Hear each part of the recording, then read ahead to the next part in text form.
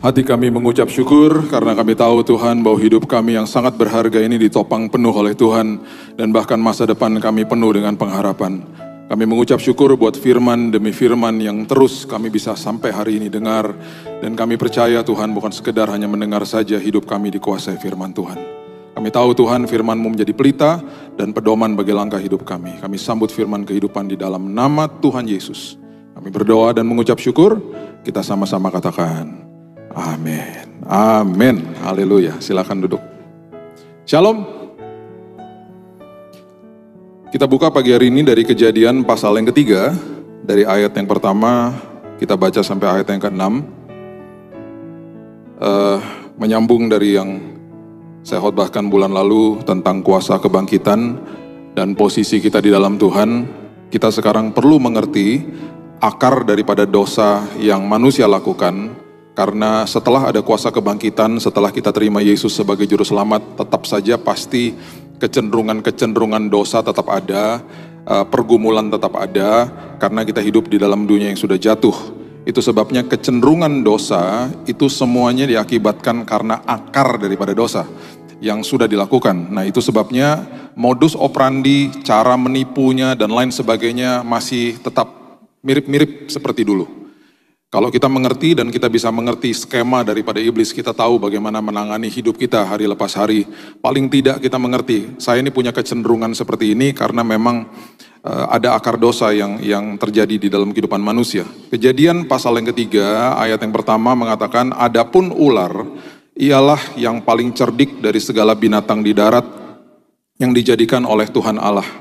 Ular itu berkata kepada perempuan itu, tentulah Allah berfirman, semua pohon dalam taman ini jangan kamu makan buahnya, bukan? Lalu sahut perempuan itu kepada ular itu, buah pohon-pohonan dalam taman ini boleh kami makan, tetapi tentang buah pohon yang ada di tengah-tengah taman. Perhatikan kalimat ini, ada di tengah-tengah taman. Allah berfirman, jangan kamu makan ataupun raba buah itu, nanti kamu mati. Instruksi pertama yang Tuhan berikan kepada manusia untuk tidak makan buah dari pohon ini diberikan kepada pria, bukan kepada wanita.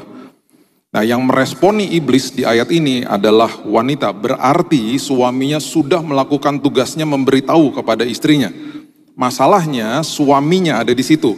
Masalahnya suaminya tidak jauh-jauh dari dia, ada di situ dan memvalidasi semua kebohongan iblis. Itu yang terjadi. Suaminya tidak pernah mengatakan bahwa sembarangan kamu nggak boleh, jangan kamu percaya sama dia dan seterusnya, tidak ada kalimat-kalimat seperti itu. Nah, ini adalah konteks daripada kebohongan iblis dan modus operandi ini masih dilakukan sampai hari ini. Tetapi ular itu berkata kepada perempuan itu, sekali-kali kamu tidak akan mati, padahal Tuhan sudah bilang, kita sudah bahas di bulan lalu, you will surely die. Kamu akan mengaktifkan kematian, gitu ya. Kamu akan mengaktifkan kematian akan berkuasa atas hidupmu. Iblis membohongi manusia, kamu tidak akan mati. Kemudian ini isi daripada kebohongan dia, ayat 5. Tetapi Allah mengetahui bahwa pada waktu kamu memakannya, matamu akan terbuka, kamu akan menjadi seperti Allah, tahu tentang yang baik dan yang jahat. Konteks daripada ayat 5 adalah memberikan sebuah bisikan kepada manusia bahwa Tuhan menyimpan sesuatu dari kita. Bahwa ada sebuah dimensi yang baru, kalau kamu lakukan ini, Tuhan akan berikan sesuatu yang kamu gak pernah rasakan sebelumnya. Bahkan yang sangat mengerikan adalah kondisi manusia saat itu adalah kondisi yang jauh daripada yang namanya sempurna, karena sangat sempurna. Jadi kata sempurna, kata perfect dalam bahasa Inggris itu gak bisa menggambarkan kesempurnaan kondisi manusia. Harus ada kata more dan perfect, lebih daripada sempurna. Karena sangat luar biasa, karena manusia ada di dalam Eden. Eden itu artinya hadirat Tuhan. Sangat dahsyat. Nah, kok bisa iblis menemukan cara sampai manusia percaya sama kebohongan dia, dan manusia merasa bahwa kondisi yang sangat sempurna itu tidak cukup. Karena dihembuskan sebuah nafas kebohongan. Kalau kamu makan, matamu akan terbuka. Seolah-olah Tuhan menyimpan sesuatu dan Tuhan gak kasih semuanya buat kamu. Dan sampai hari ini itu yang masih terjadi. Jadi isi daripada Kebohongan iblis atau akibat daripada dosa mula-mula itu karena manusia tidak merasa cukup, dan akhirnya manusia otomatis kalau tidak merasa cukup, manusia tidak mengucap syukur. Dan itu masih terjadi sampai hari ini. Ketika manusia tidak mengucap syukur, ketika manusia merasa bahwa iblis berhasil membohongi dia dan mengatakan bahwa kondisimu tidak cukup dan Tuhan menyimpan sesuatu darimu. Perhatikan tadi kalimat ada dikatakan pohon itu ada di tengah-tengah taman. Penulis kitab Kejadian sedang memberitahu kepada kita hampir setiap hari pohon itu dilewati sama manusia.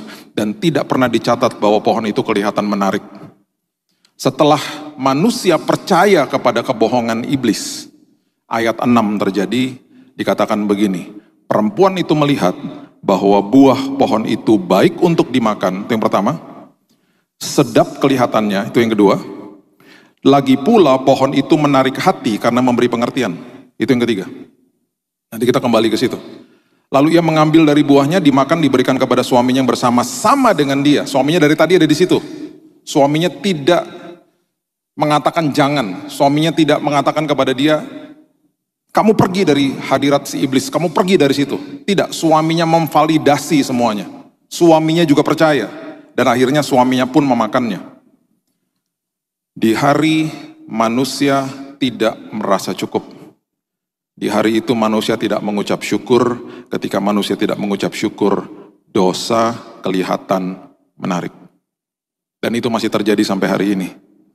Itu sebabnya ketika konseling seorang pria yang jatuh ke dalam dosa perselingkuhan, awalnya juga tidak langsung berselingkuh.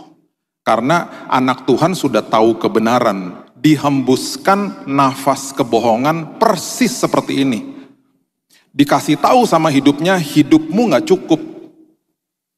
Sekretaris yang ada di kantor, sekretaris cantik yang ada di kantor, setiap hari dilewati sama seperti pohon ini ada di tengah-tengah taman, dilewati gak pernah kelihatan menarik. Mulai dihembuskan nafas-nafas kebohongan. Pagi-pagi bangun lihat istrinya tidur lagi ngorok. Tiba-tiba ada suara begini, kok jelek ya istriku sekarang ya. Mulai dibanding-bandingkan sama sekretaris di kantor. Tiba-tiba besoknya kebohongan yang berbeda, merasa tidak cukupnya begini. 15 tahun yang lalu, istriku ini bentuknya seperti sekretaris di kantor. Sekarang anak udah 3, kenapa jadi gembul begini? Dibentur-benturkan. Awalnya begitu. Di hari pria ini tidak mengucap syukur. Sekretaris di kantor kelihatan menarik. Jadi kuncinya begini Bapak Ibu. Selama kita mengucap syukur di dalam Tuhan, dosa tidak akan pernah kelihatan menarik. Dosa berseliweran di mana-mana. Dosa ada di mana-mana. Kalau kita kerap kali terus bilang sama Tuhan, walaupun aku nggak ngerti Tuhan jalanmu, walaupun di depanku ada masalah, tetapi isi dengan ucapan syukur, dosa tidak akan kelihatan menarik. Itu akar daripada dosa. Nah sekarang kita baca dulu, nanti kita balik lagi ke Kejadian 3 ayat yang ke-6, sekarang kita baca 1 Yohanes 2 ayat 16. Ayat ini memvalidasi Kejadian 3 ayat 6. Alkitab kita ditulis dalam jangka waktu 1400 sampai 1500 tahun oleh orang yang berbeda-beda, di tempat yang berbeda-beda, dalam kultur dan bahasa yang berbeda-beda, tetapi semuanya nyambung karena semuanya adalah perkataan Tuhan. 1 Yohanes 2 ayat 16 mengatakan begini, sebab semua yang ada di dalam dunia, semua yang ada di dalam dunia, yang pertama apa? Keinginan daging. Yang kedua, keinginan mata. Yang ketiga, keangkuhan hidup. Bukanlah berasal dari Bapa, melainkan dari dunia. Saya ulang ya. Pertama, keinginan daging, keinginan mata, keangkuhan hidup. Yuk kita katakan bersama-sama. Pertama adalah keinginan daging, kedua keinginan mata, ketiga keangkuhan. Sekarang balik lagi ke Kejadian 3 ayat 6. Coba lihat pelan-pelan. Kejadian 3 ayat 6. Jadi 1 Yohanes ini memvalidasi apa yang terjadi di dalam Kejadian 3 ayat yang ke-6. Perempuan itu melihat bahwa buah pohon itu baik untuk dimakan, keinginan daging. Yang kedua, sedap kelihatannya, keinginan mata. Yang ketiga, lagi pula pohon itu menarik hati karena memberi pengertian. Yang memberi pengertian bukan Tuhan, tetapi pohon itu, dosa itu memberi pengertian, keangkuhan hidup. Keangkuhan hidup artinya manusia deklarasi independen daripada Tuhan. Manusia tidak lagi mau diatur sama Tuhan. Manusia mau pakai pemikiran keangkuhan hidupnya sendiri. Itu yang terjadi. Perhatikan ini baik-baik, kita tarik lebih dalam lagi.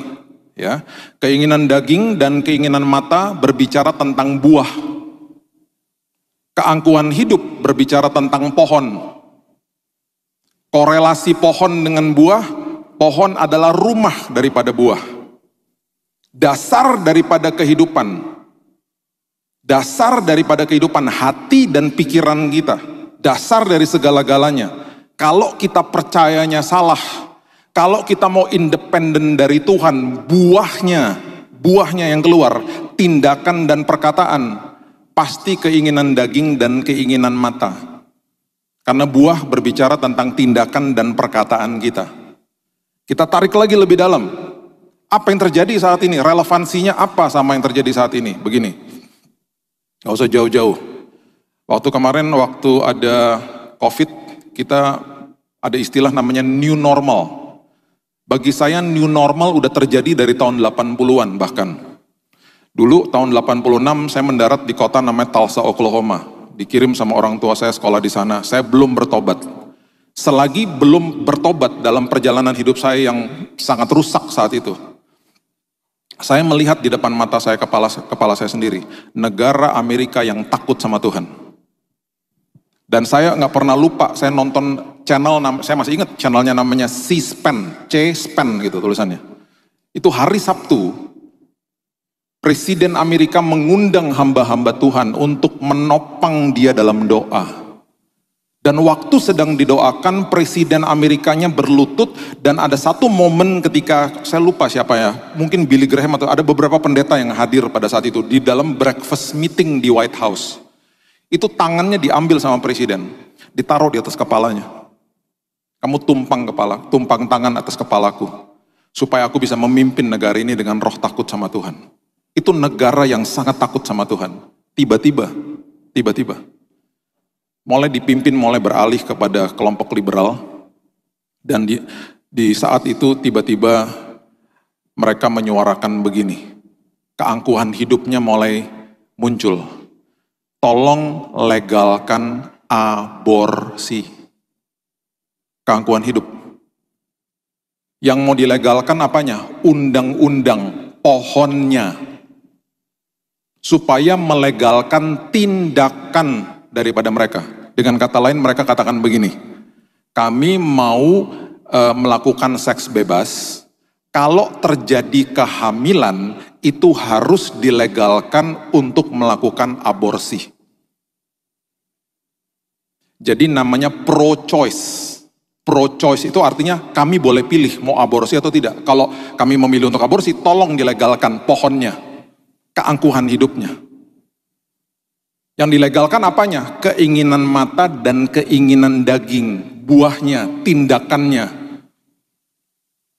Terjadi. Undang-undangnya keluar. Pro-choice. Yang satunya lawannya pro-life. Pro-life artinya jangan, gak boleh aborsi. Itu orang-orang Kristen. Setelah itu berhasil, kelompok LGBT datang. What about us? Bagaimana dengan kami? Tolong dilegalkan undang-undangnya, keangkuhan hidupnya. Kami mau independen dari Tuhan. Kami mau hidup kami dilegalkan, keinginan mata dan keinginan daging kami. Kami mau menikah sesama jenis, tolong dilegalkan pohonnya, undang-undangnya. Hari ini semua provinsi di Amerika melegalkan perkawinan sesama jenis, bahkan boleh mengadopsi anak. Jadi Bapak Ibu bisa bayangkan anak-anak tumbuh besar di dalam sebuah keluarga yang dua-duanya pria atau dua-duanya wanita orang tuanya. Saya nggak pernah lupa beberapa tahun yang lalu di kota Las Vegas sama istri saya lagi jalan, lihat gereja kaca. Kaca semuanya. Saya mendekat-mendekat karena tertarik, karena ada pernikahan dari jauh udah kelihatan. Saya lihat pakai mata kepala saya sendiri dan saya terkejut ketika saya dekat, dua-dua yang nikah di depan altar, dua-duanya pakai gaun, dua-duanya wanita. Dan saya ke belakang gereja, saya ngomong sama diakennya karena saya pengen tahu tanggapan dia seperti apa. Dia bilang begini, luar biasa ya, gereja kami melakukan terobosan katanya. It's a breakthrough, right? Hampir saya jitak kepalanya. Saya cuma pengen tahu, jadi kamu melakukan ini, gereja memperbolehkan, dan maksudnya apa? Karena gerejanya gereja biasa. Gereja yang punya nama bahkan. Sinodenya terkenal di saat itu. Saya sampai tertegun ngelihat apa yang dia utarakan. Itu saya lihat sendiri. Itu yang terjadi gara-gara ini. Sampai hari ini. Manusia deklarasi independen. Nah, ketika dosa terjadi, timbullah beberapa kecenderungan manusia yang sampai hari ini kita pun dibohongi, dituduh sama iblis. Ya, yang pertama, 4 saja saya bagikan karena sebenarnya banyak sekali. Saya bagikan 4 saja yang paling penting. Kejadian 3 ayat yang ke-7, coba lihat. Kejadian 3 ayat yang ke-7. Firman Tuhan katakan begini. Maka terbukalah mata mereka berdua dan mereka tahu bahwa mereka telanjang. Tadinya mereka telanjang, mereka nggak malu. Ya, sekarang karena dosa jadi seperti itu, lalu mereka menyemat daun pohon ara dan membuat cawat. Oke, semua yang ada di Alkitab ada simbol, ada artinya. Mereka menyemat daun pohon ara untuk menutup yang mereka rasakan pada saat itu mereka malu. Nah, sekarang kita baca Matius 21 ayat 19 supaya memperjelas, memvalidasi Kejadian 3 ayat 7. Coba lihat Matius 21 ayat 19. Dekat jalan ia melihat pohon ara lalu pergi ke situ. Yesus yang lihat pohon ara, dia pergi ke situ. Banyak sekali tindakan Yesus dan juga event atau momen-momen yang terjadi pada saat itu. Yesus sengaja ajarkan kepada murid-muridnya dengan sebuah visual, dengan sebuah tindakan atau sebuah event. Ya, kemarin hari Kamis kita membahas tentang menerima dari Tuhan. Waktu dia membasuh kaki murid-murid. Nanti satu hari kita bahas di hari Minggu. Supaya lebih jelas lagi. Itu semuanya digambarkan seperti begitu. Waktu dia berikan perumpamaan juga begitu. Dia gambarkan sebuah kisah. Supaya hari ini kita bisa paham. Bukan sekedar hanya tulisan saja, kita bisa paham karena kita bisa memvisualisasikan di dalam pikiran dan hati kita. Oh, akses tuh begitu. Oh, kalau menerima tuh seperti Maria. Oh, begini toh. Salah satunya ini. Dia lagi kasih tahu sama murid-muridnya arti daripada daun ara. Ya, dia katakan begini, ketika ia melihat pohon ara lalu pergi ke situ, tetapi ia tidak mendapat apa-apa pada pohon itu selain daun-daun saja. Selain daun-daun saja. Katanya kepada pohon itu, engkau tidak akan berbuah lagi selama-lamanya, dan seketika itu juga keringlah pohon ara itu. Kita kalau baca sepintas, kita pasti bingung, ini pohon gak ada buahnya, kenapa dikutuk sama Yesus? Rupanya begini, karakter daripada pohon ara itu selalu berbuah dulu baru berdaun. Bapak Ibu kalau belum ngopi pagi hari ini, barusan lewat tuh. Saya ulang ya. Pohon ara itu selalu berbuah dulu baru berdaun. Berarti kalau daunnya sudah rindang, harusnya sudah ada buahnya. Paham ya? Jadi, daun pohon ara itu adalah lambang kemunafikan. Jadi Yesus lagi kasih tahu, lagi kasih pengajaran kepada murid-muridnya. Sama ketika dia memberitahu tentang janda yang memberikan sepeser, dikasih pelajarannya visual semuanya. Dia kasih tahu, nih ya, kamu lihat nih, kamu lihat. Rindang toh daunnya, buahnya ada nggak? Nggak ada. Munafik. Luarnya baik-baik saja, dalamnya kopong, tidak ada apa-apanya. Sama aja seperti seorang ibu diakones yang waktu saat itu saya udah kenal 6 tahun, nganterin saya ke mobilnya, dan tiba-tiba suruh saya pulang sama supirnya. Dalam jalan beberapa saat, tiba-tiba supirnya setengah-setengah nangis ngomong begini, Pak ada kerjaan gak buat saya? Kerjaan apa Mas maksudnya? Saya udah gak betah Pak kerja di sini. Kenapa gak betah Mas? Setiap hari saya dianjing-anjingin. Anjing-anjingin. Belok kiri salah anjing, belok kanan salah anjing, sampai saya mimpi anjing Pak katanya. Sama siapa Mas dianjing-anjingin? Sama ibu yang tadi, itu diakones gereja yang saat itu saya udah kenal 6 tahun. Yang bener, ibu itu baik sekali Mas. Pak, Bapak kalau nggak percaya tanya sama pembantu-pembantu di rumah Pak. Tiap hari dianjing-anjingin Pak, sampai anjing di rumah juga takut sama ibu. Saya bilang gini, Mas, itu ibu baik Mas. Saya kenal udah lama. Tahu dia bilang apa? Kalau hari Minggu baik Pak. Kalau udah Senin sampai Sabtu ngeri Pak. Saya ketakutan Pak karena besok kan hari Senin. Dia rupanya udah tulis nomor teleponnya, bisa cari kertas dia kasih sama saya. Jangan lupa saya Pak, ini nomor telepon saya. Saya rasa seperti Yesus di kayu salib ketika penjahat bilang, Tuhan ingat aku sebelum masuk Firdaus. Nomor teleponnya hilang, sedih saya. Hari itu saya terganggu. Kenapa? Seorang yang saya kenal bertahun-tahun, munafik. Makanya ya, Bapak Ibu nggak bisa validasi saya, cuma lihat saya hari Minggu gini, nggak bisa. Kalau mau validasi saya harus tanya sama istri, kedua anak saya, sama 2 mbak yang kerja sama saya, yang satu bahkan sudah 23 tahun kerja sama saya, seumur anak saya. Dari dia kecil sampai sekarang. Tanya sama mereka, kalau saya dalam tekanan di rumah saya ngapain? Karena kalau tidak saya munafik. Munafik saya di depan sini. Dualisme akhirnya. Hari Senin itu adalah hari libur hamba Tuhan biasanya toh.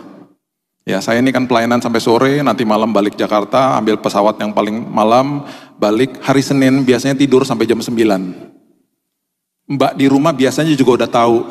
Itu hari istirahat saya, bangun agak siang dikit lah gitu ya. Dan udah dipesenin, Mbak jangan ketok-ketok kamar, kalau ada tukang sayur, suka minta uang soalnya. Hari Senin istri saya pagi-pagi nganterin anak ke sekolah, tukang sayur datang, padahal dia juga udah dikasih uang. Dia ketok kamar saya. Dia lupa itu hari Senin. Saya buka kamar, saya bilang, ada apa sih Mbak? Uang sayur. Ini hari apa? Astagfirullahaladzim, hari Senin. Oh, maaf Pak, saya udah gak bisa tidur. Apakah saya ngamuk-ngamuk? Mulai hari ini tidak ada tukang sayur boleh datang ke rumah lagi. Apa saya ngomong-ngomong gitu? Enggak pernah. Tanya sama dia. Bahkan dia yang galak sama saya. Karena sudah 23 tahun kerja sama saya. Dan protektif banget sama anak-anak saya.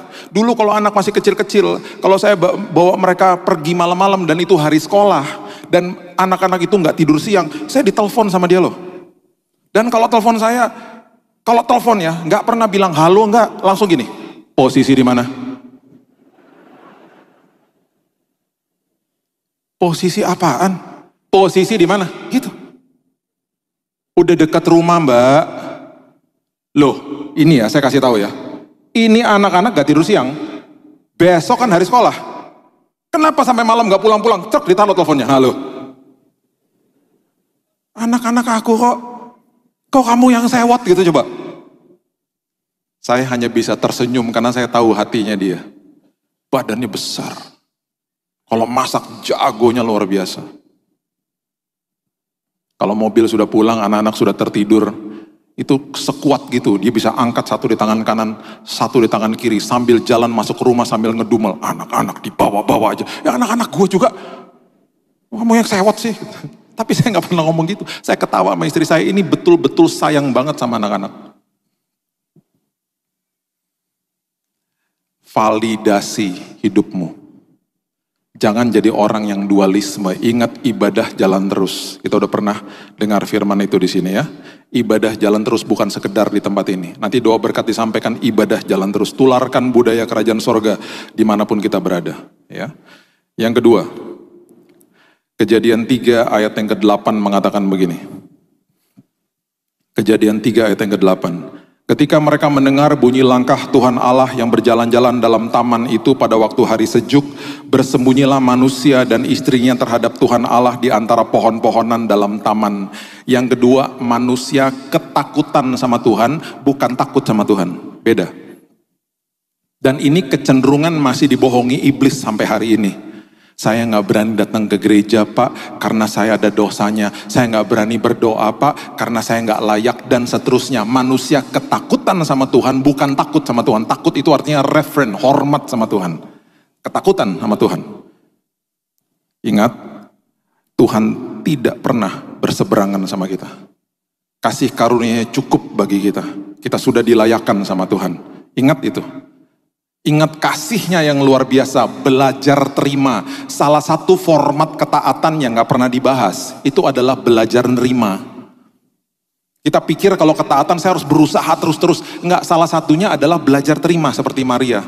Makanya Yesus katakan, kenapa sih kamu ribet banget sama perkara-perkara seperti itu? Dia ngomong gitu ke Marta. Belajar terima itu salah satu format ketaatan sebenarnya. Tetapi kalau kita mendengar kata ketaatan yang kita bahas di dalam hidup kita adalah saya harus berusaha ini, itu, dan lain sebagainya. Betul, kita sekolah kehidupan setiap hari. Betul. Tapi salah satunya belajar terima dari Tuhan. Dia gak pernah berseberangan sama kita. Banyak yang dia mau kasih sama kita setiap hari. Alhasil manusia karena ketakutan sama Tuhan akhirnya menimbulkan atmosfer ketakutan di dalam rumahnya juga.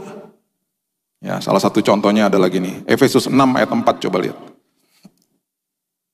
Efesus 4 ayat 6.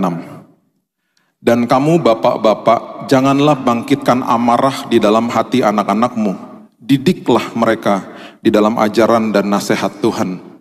Karena kita ketakutan, akhirnya kita memberikan ketakutan juga kepada anak-anak kita. Ingat, kata didik adalah kata train.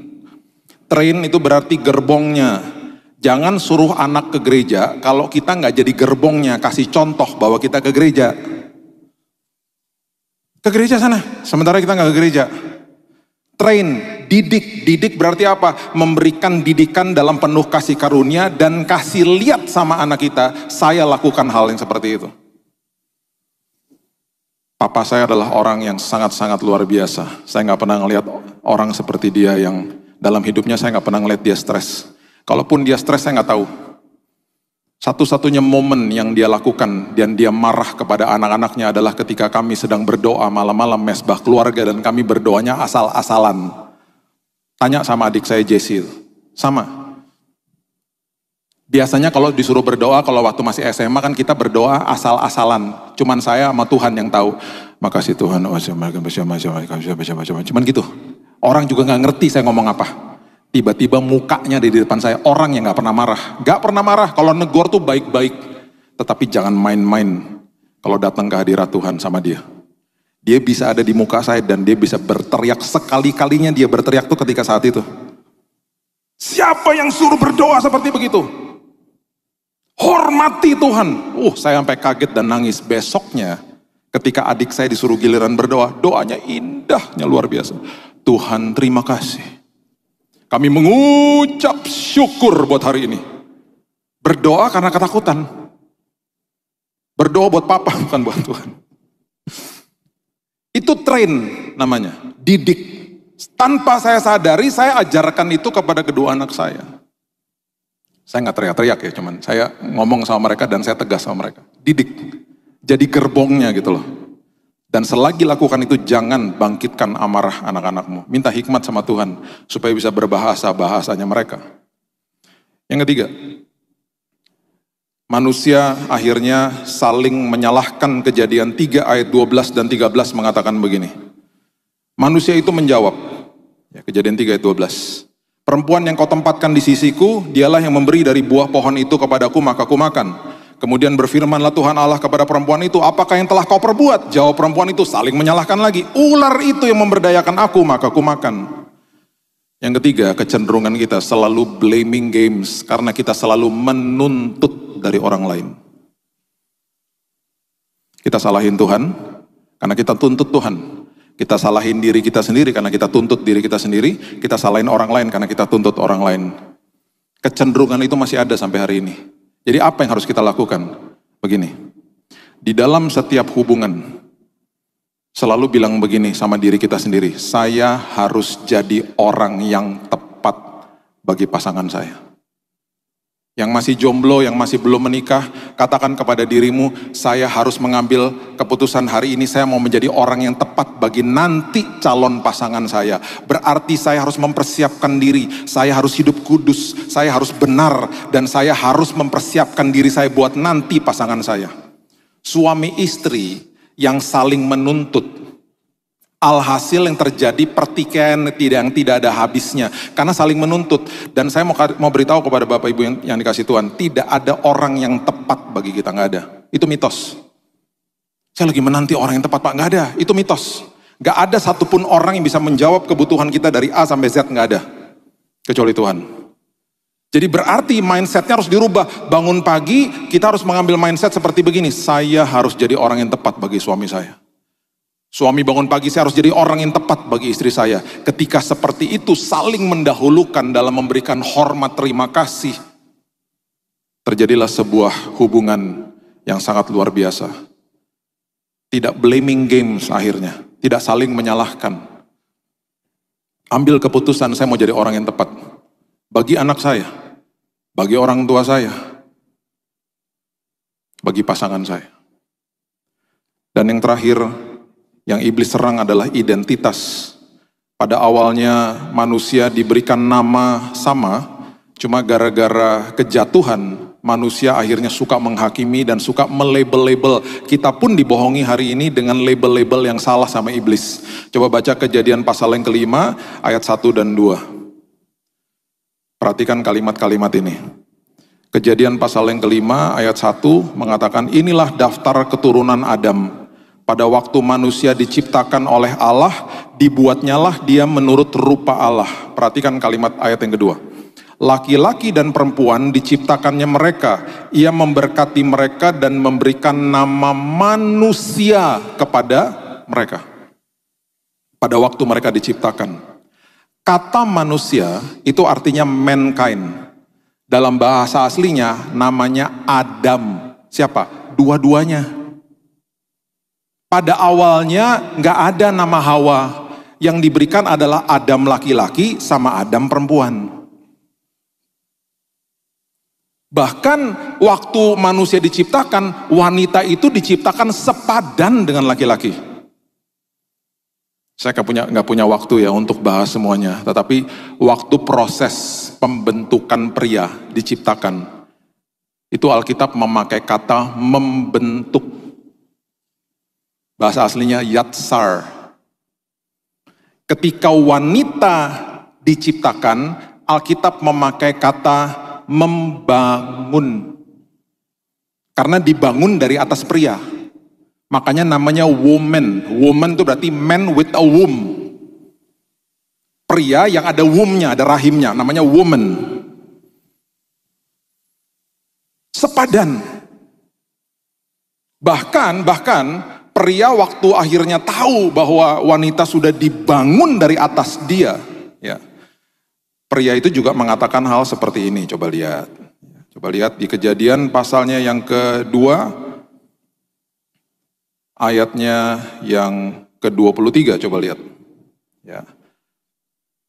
Jadi kalau pria itu dibentuk, bahasa aslinya yatsar, wanita itu dibangun, bahasa aslinya banah, itu bahasa aslinya. Ya, Kejadian 2 ayat 23, perhatikan kalimat ini. Lalu berkatalah manusia itu, berkatalah pria itu, karena dia tahu sepadan, dia katakan apa coba? Inilah dia, tulang dari tulangku, daging dari dagingku, sama. Daging dari dagingku, tulang dari tulangku. Ia akan dinamai perempuan sebab ia diambil dari laki-laki. Adam perempuan, Adam laki-laki. Setelah dosa, setelah kejatuhan dosa, manusia mengubah nama wanita menjadi Hawa. Coba lihat Kejadian pasal yang ketiga ayat 20. Di label-label. Coba lihat Kejadian 3 ayat 20. Manusia itu, pria itu memberi nama Hawa kepada istrinya. Hawa artinya syafah. Syafah artinya tugas kamu hanya mengandung aja. Makanya dikatakan selanjutnya sebab dialah yang menjadi ibu semua yang hidup. Di downgrade. Udah kamu gak sepadan lagi, kamu sekarang tugasnya udah syafah aja, kamu jadi Hawa aja udah. Timbullah emansipasi wanita saat ini. Karena orang di label-label. Sampai hari ini kecenderungan dosa seperti begitu dan kita kerap kali masih menghakimi orang lain. Ingat, yang dihakimi dosanya bukan orangnya ya. Benci dosanya, jangan benci orangnya.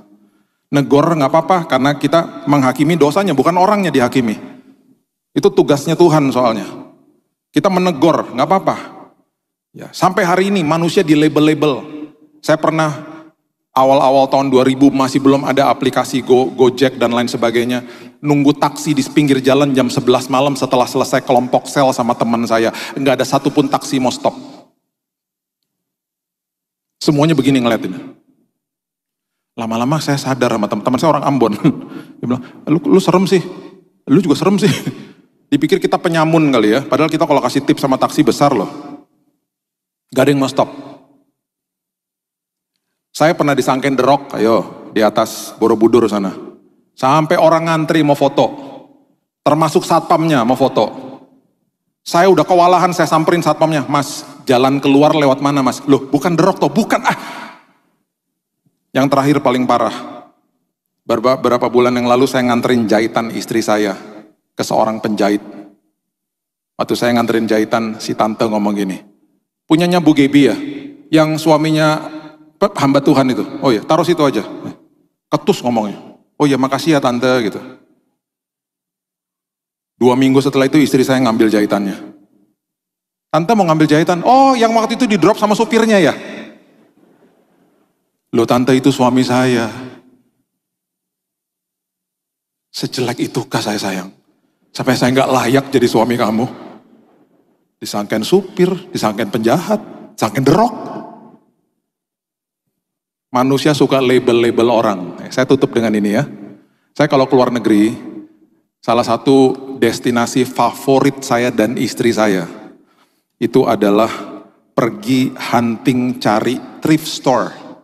Thrift store itu berarti toko yang menjual barang-barang bekas. Wah, kemana aja kita hunting. Suka ada hidden gem soalnya.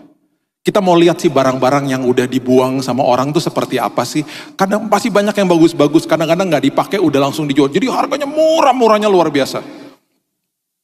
Terakhir kita ada di kota Fukuoka di Jepang berapa minggu yang lalu. Saya ke thrift store. Seneng ngeliatin barang-barang elektronik yang udah tua-tua gitu. Kadang-kadang gue gak beli apa-apa, cuman suka aja liatin. Tiba-tiba ada satu jaket. Jaketnya bagus banget. Harganya cuma 50.000. Di sampingnya ada jaket yang jeleknya luar biasa. Jelek udah butut. Terus saya coba lihat harganya. Kalau di kurs ke Indonesia 600.000. Saya dalam hati, ini kenapa mahal banget? Jelek banget, sebelahnya yang bagus. Ini kalau jelek harganya 600.000. Istri saya datang. Kamu lihat dong, mereknya apaan? Waktu saya lihat, mereknya merek desainer ngetop. Makanya harganya 600.000. Coba lihat hari ini, di merek baju kebenaran kita.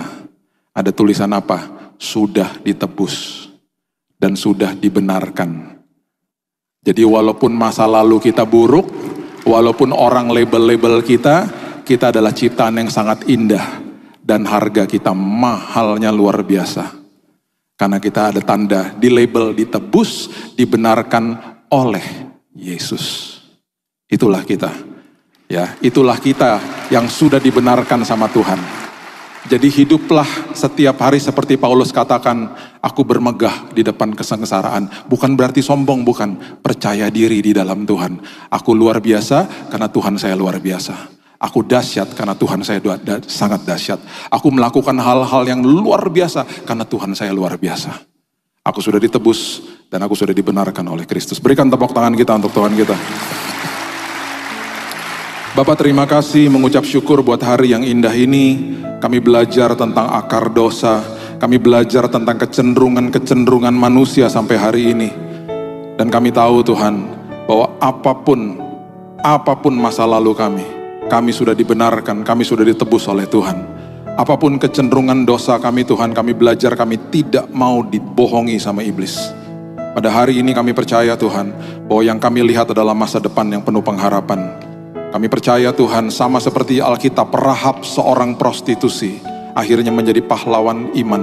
Bahkan gara-gara dia Tuhan, dia ada di dalam silsilahnya Yesus.